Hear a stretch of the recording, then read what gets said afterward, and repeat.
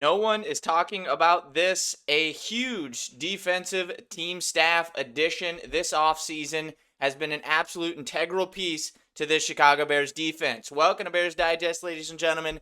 I'm your host, Dylan Guinzy. Thank you for joining me once again. If you have not subscribed already, please do so. It's very easy. Hit that button and that bell. We are here every single day with news, updates, rumors, reactions, everything that you can think of Bears related. We are going to be here with it all the time. So be sure to hit that subscribe button. So today, guys, we are on to the next week, and it is against the Pittsburgh Steelers. Aaron Rodgers has the potential to play this week, had a little bit of a broken wrist on his non-throwing hand. So it looks like he's going to push to play. Obviously, he has to get cleared by medical and everything like that. Other than that, the Steelers look pretty healthy. It remains to be seen what the Bears' status looks like. Today, we are going to be talking specifically about the secondary and specifically about some additions, one in particular that has really transcended this Bears defense in an otherwise, lost season in terms of the defense and defensive production. If we would have been in this same spot here with this injury luck with Matt Eberflus last year, I think this would be even worse. It would be a monumental disaster for this defense. But one guy in particular is taking it over the hump. So we're going to discuss that here today. And as always, injury reports are coming out here tomorrow. This is a big game for the Bears again. We're going to continue to say this as the year progresses now, as our, the playoffs are now the expectation. We have to find a way to get 3 or 4 wins the rest of the way in a very, very difficult schedule. If you look at it just at the forefront, the Steelers and the Browns are probably the easiest ones that you have left. So you got to find a way to either win both of those or split them. Obviously going 2-0 in those games is going to give you the best chance. So we are on the hunt to do that here this week. So without further ado, let's pop right into it. We are discussing this man today, Al Harris. Al Harris is the defensive backs coach. If you did not know already, he came from the Dallas Cowboys and a ton of other places before that. And he has been out of this world good with these defensive backs. He has fixed Tyreek Stevenson in terms of his, mental aptitude and his issues that he was dealing with last year. And he has improved his physicality and his coverage and everybody else. Nashawn Wright, McLeod, all these guys that are being forced in there to play when we have no other options, they're actually making some plays. Nashawn Wright is tied for second in the league in interceptions right now, and he is not a player that has started in the past. He is not really a starting caliber player or anything like that, but this guy right here is helping them get to an exponentially higher level in terms of coverage, and we're going to discuss how he's doing that, where he comes from, and what's next for the future in terms of Al Harris on this team, because he is a huge, huge piece for us. So just starting off, even with the pass rush not being a stout this season, their secondary, however, has been elite at creating turnovers. Despite a myriad of injuries, defensive backs coach Al Harris has always had them ready to play. That's why after another game with multiple takeaways, it's starting to look like it's just a matter of time before Harris leaves the Windy City. Given his extensive background of success as a defensive backs coach, he might be ready to take a bigger challenge as a defensive coordinator somewhere else. So obviously this is always something that comes to teams as a positive when you get to be good.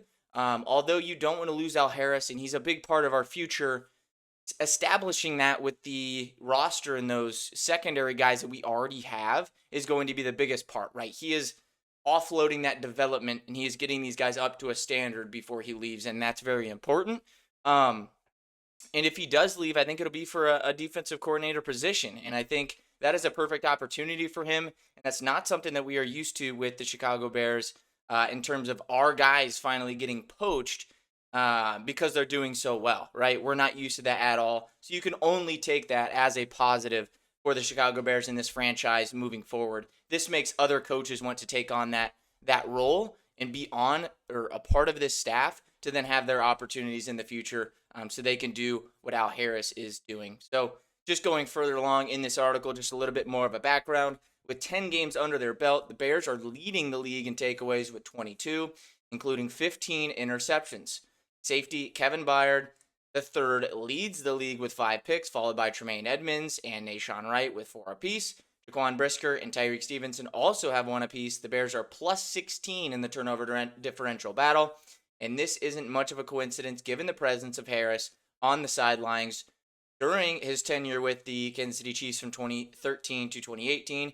Kansas City had the second most takeaways, 165, and third most interceptions, 98, with Harris as an assistant defensive backs coach. So obviously, everywhere this guy goes, the secondary produces, and they get turnovers at a high rate. So obviously, that means Al Harris is a very, very good coach. Just in reference here, or to put it in perspective, we have 15 interceptions. The Vikings, who have one of the best defenses in the entire league, one of the best defensive rosters in the entire league, and one of the best, if not the best defensive minds in the entire league in Brian Flores, they have 3 interceptions this year. Just 3.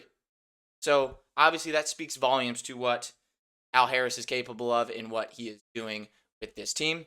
After that, Harris helped the Dallas Cowboys secondary rank second in the league in both takeaways, 138, and interceptions, 82, between 2020 and 2024 when he was their defensive backs coach. Under his guidance, he helped Trevon Diggs log a franchise record, 11 interceptions. Deron Bland set the NFL record for most pick sixes in a single season with 5. That's not casual. That's coaching. I mean, just look at that, right? Just look at what he has done and what he has proven in every stop that he has been at, right? Now you look at Trevon Diggs over at the Cowboys. He's having a horrible season since Al Harris has left. Trevon Diggs is still a good cornerback, right? We got to give him that benefit. The Cowboys defense is awful, and he's dealing with Matt Eberflus. But he has gone significantly down in production and every sort of value metric that you can look at after Al Harris has left. So I don't know what that tells you, but that tells me that Al Harris is a phenomenal coach, and he is widely missed, especially at the Cowboys. I've seen a lot of people on social media over there say how much they miss him, and they should have promoted him to defensive coordinator instead of bringing in Matt Eberflus. In hindsight, that looks like the decision that they should have made for sure. Harris clearly knows how to get his players and has helped almost every single one of them improve their ball hawking instincts. They become elite at identifying QB tendencies and getting ahead of the route to anticipate throws. The former cornerback has a long, extensive coaching background. While the Bears are giving up the 9th most passing yards per game, 231.3, he has helped the banged up and below average secondary defense flip the field at least a couple of times per game.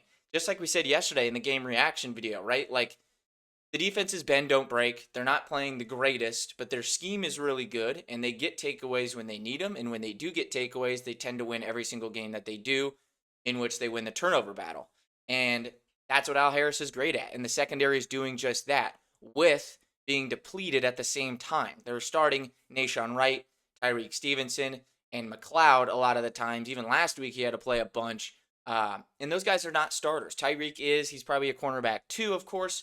And he's been playing well. But the rest of the guys, right, like he's making them produce in certain moments. Of course, they get burned and they get beat, everything like that. That's why they aren't starters in this league, unfortunately.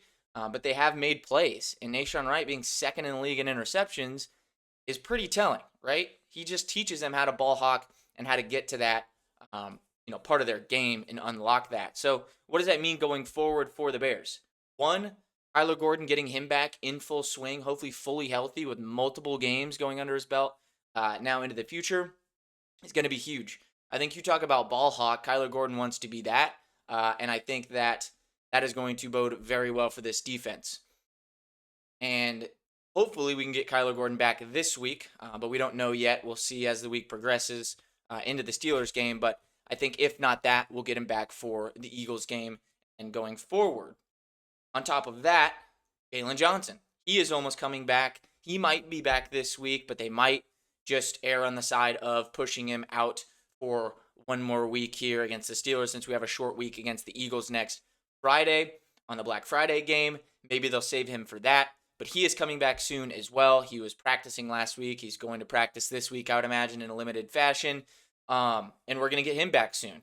And that guy is one of the best corners in the league. So if Al Harris is doing this with Nahshon Wright and these other guys, I cannot imagine what it's going to look like when Kyler Gordon and Jaylon Johnson are out there in tandem together at the same time, fully healthy. It's going to be absolutely magnificent, and I think this can really give you a lot of confidence going into the playoff push in the end of the season for the Bears defense and the secondary, despite having a horrible pass rush. So obviously, guys, Al Harris is just not talked about enough. I wanted to make sure we give him his flowers today because we might not have him for longer than a year. And obviously, that's pretty deserving for him. He deserves a shot at a defensive coordinator role. So if he gets that, go ahead and do it. But I hope, selfishly, that we can keep him for at least one more year because he has been absolutely phenomenal. So thank you guys for joining Bears Digest once again. We're going to be up with it with all the injury reports as the week goes on. Hopefully we can get either one of or all of Kyler Gordon, TJ Edwards, and Jaylon Johnson back because that's going to be a massive boost in where we need it the most.